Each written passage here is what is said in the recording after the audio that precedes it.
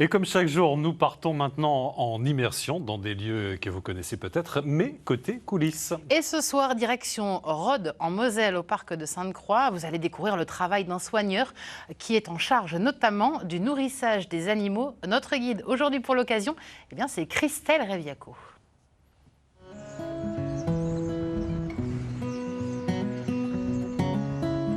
Au parc de Sainte-Croix, on retrouve 1500 animaux issus de 130 espèces différentes. Pour s'occuper de tout ce beau monde, 15 soigneurs sont mobilisés. Mais comment cela se passe-t-il? On va essayer de répondre à la question aujourd'hui en suivant le quotidien d'un soigneur animalier. Il nous attend, on va le rejoindre tout de suite.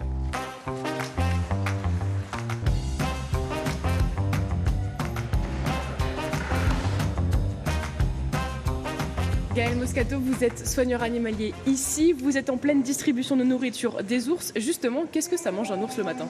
Un ours c'est à 75% végétarien, ça mange des fruits et des légumes et on va leur apporter un petit peu de viande aussi en complément plusieurs fois par semaine. Et justement, on est le matin là, quel est votre rôle avec les ours? Là mon rôle ça va être de les nourrir, de les checker si tout va bien. Et là on voit que les ours ils ont faim et ils attendent leur nourriture. Tout à fait, donc je vais m'y apprêter tout de suite.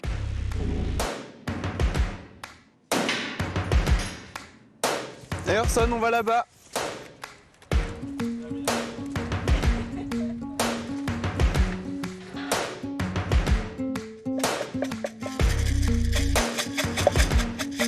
Si, bien mon gros.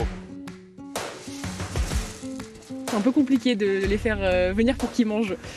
Oui, c'est pas toujours facile de les faire rentrer, c'est vraiment à leur bon vouloir. Après nous on essaye de mettre en place un conditionnement assez strict pour que ce soit toujours la même chose. Donc une fois que les bisons sont nourris, qu'est-ce que vous faites alors? Une fois qu'ils sont nourris, ça va être au tour des coyotes, du coup la dernière espèce de notre enclos.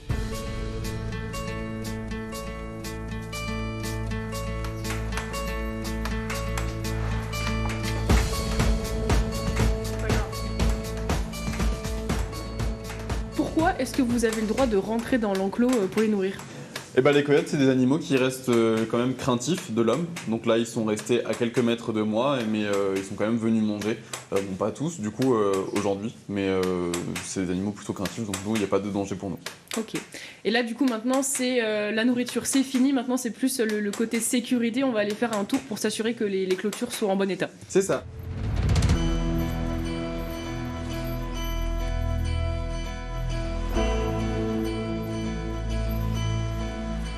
Alors, au niveau de ce tour de sécurité, qu'est-ce que vous regardez? Alors on regarde les différents fils électriques sur les différentes hauteurs, donc que ce soit au sol en direct ou alors au sol contre la deuxième clôture et le dessus aussi. On va aussi regarder qu'il n'y ait pas de fil arraché, de câbles tombés ou quoi que ce soit. Merci Gaël de nous avoir invités dans votre quotidien ce matin, mais vous n'êtes pas le seul soigneur ici, vous êtes une équipe de 15. Comment est-ce que vous répartissez les tâches?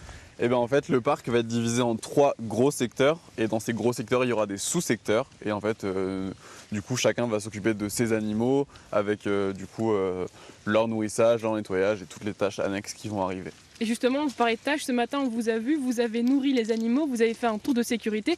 Est-ce qu'il y a d'autres choses que vous faites durant votre journée ici? Alors oui, du coup là juste après, je vais avoir un gros nettoyage à faire au niveau du bâtiment.